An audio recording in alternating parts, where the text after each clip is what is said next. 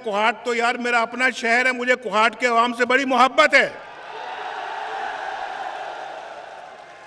तो मैंने कोहाट जरूर जाना है।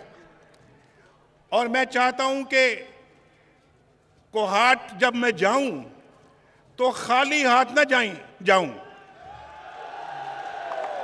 कोहाट के अवाम के लिए कुछ तोहफा लेके जाऊं, तोहफा। तो आज आपको मालूम है कि मैं क्या तोहफा आपके लिए लेके आया हूं।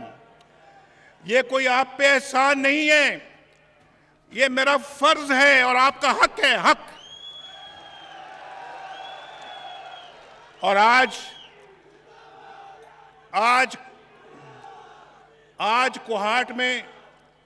कोहाट में मैं समझता हूं कि अगर आज इस सूबे के अंदर कोई तसल्ली बख्श अगर काम हो रहा होता तो आज इतनी बड़ी तादाद में मुस्लिम लीग नून में आप लोग ना आए होते। यहां पर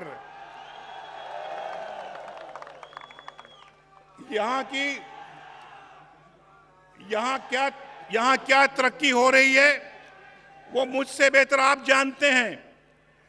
केपीके खैबर पख्तूनख्वा कितना तब्दील हुआ है वो आप मुझसे बेहतर जानते हैं, लेकिन मैं ये समझता हूं कि खैबर पख्तूनख्वा को तब्दील होना चाहिए और वो तब्दीली हम लेके आ रहे हैं, हम लेके आएंगे इंशाअल्लाह।